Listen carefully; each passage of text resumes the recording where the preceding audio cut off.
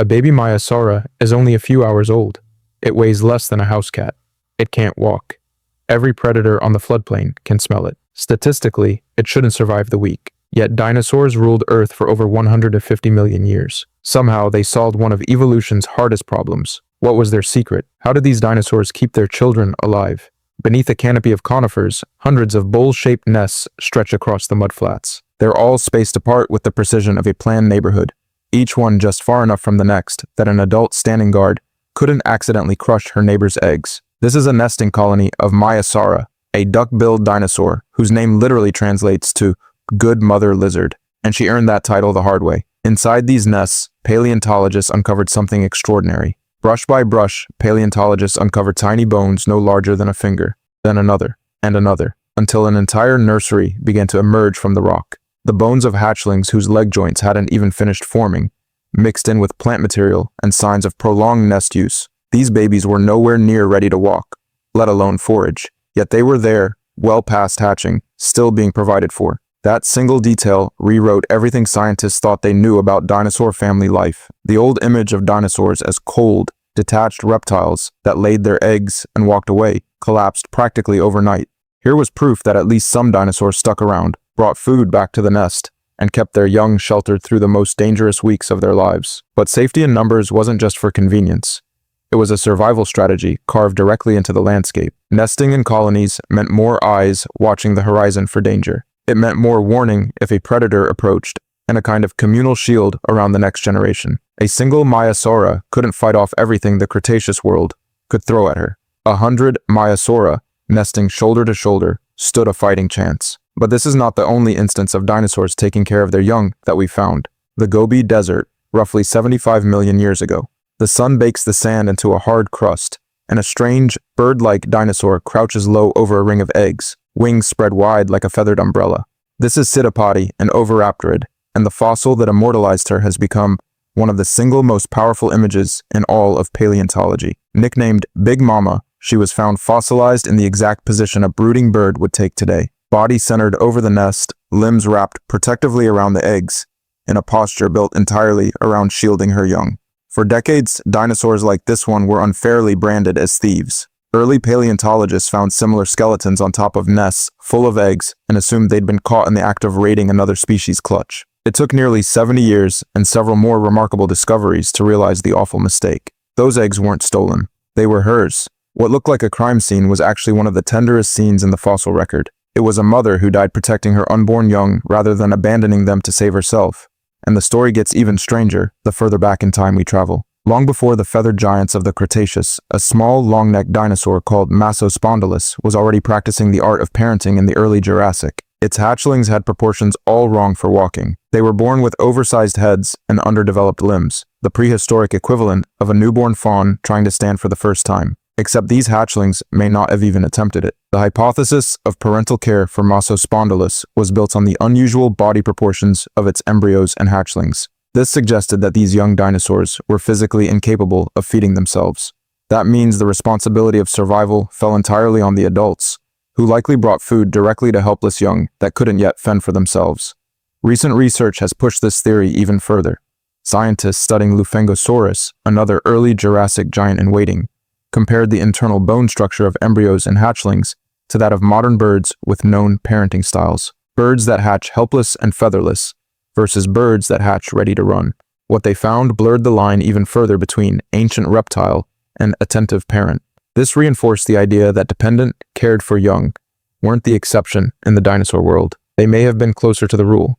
Then there's a discovery so visually arresting it stopped paleontologists in their tracks. In Liaoning, China, researchers uncovered a single adult Psittacosaurus, a small, parrot-beaked plant-eater, surrounded by 34 juveniles, all packed into a space smaller than a dining room table.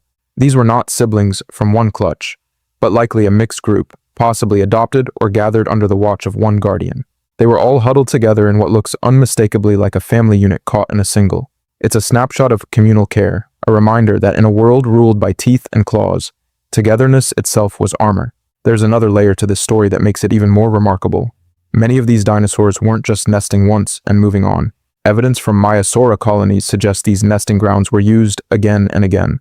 The same patch of floodplain returned to like a well-worn family address. This kind of site fidelity, common in many modern seabirds and sea turtles, hints at something deeper than simple instinct. It suggests memory, or at least an inherited pull, back toward a place proven safe enough to raise young successfully before. Imagine an entire population of duck-billed giants migrating in from wherever they'd spent the winter, arriving back at the exact same muddy stretch of ground their parents and grandparents had used. For hatchlings born into these colonies, this meant inheriting not just genes, but geography.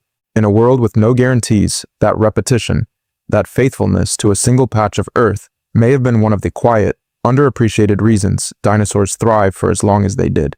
So how exactly did the parents pull this off? The nest itself was the first line of defense. Far from being tossed together carelessly, dinosaur nests came in a staggering variety of designs. Some eggs were stacked in tight spirals, others buried entirely beneath the soil, and others arranged in open rings meant to be sat upon. Species with harder, sturdier eggs often buried them completely, using the surrounding earth and rotting vegetation as a natural incubator. This allowed heat rise up from below the way a compost pile warms itself. Others, especially those more closely related to birds, kept their eggs exposed and relied on their own bodies for warmth, brooding directly over the clutch the way a hen does today. Each design was a calculated trade-off between concealment and control, between hiding the eggs from predators and actively defending them. Then came the incubation itself, a process that could stretch on for months. It was an agonizingly long window during which a nest full of future dinosaurs sat vulnerable to flooding, temperature swings, and anything hungry enough to dig.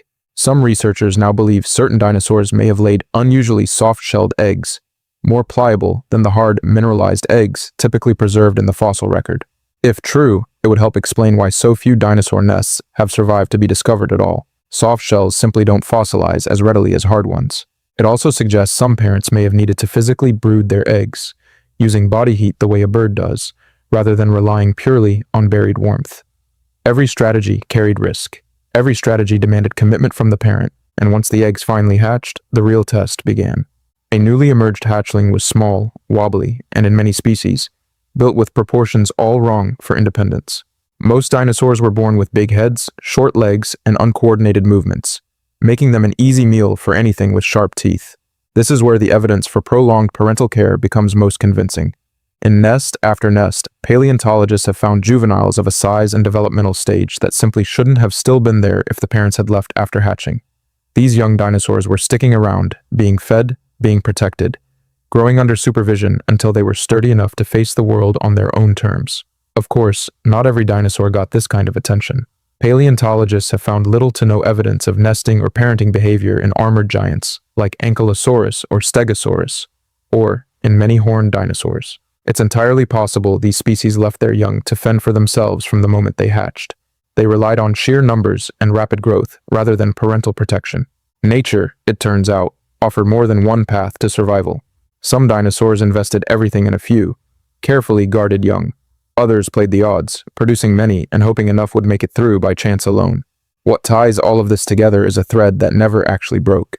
The same instincts that drove a Maiasaura to guard her colony, a Psittacopodi to shield her eggs with outstretched arms, and a Psittacosaurus to gather 3 dozen young beneath her watch, didn't disappear when the asteroid struck 66 million years ago. For generations, dinosaurs were imagined as monsters, giant reptiles driven only by instinct. The fossils tell a very different story. Some guarded, some fed, some sacrificed their own lives. They weren't simply giant killing machines. They were parents, and every bird building a nest today is continuing a tradition that began nearly 200 million years ago. Perhaps that, not their size, not their teeth, not their strength, is the greatest dinosaur legacy of all.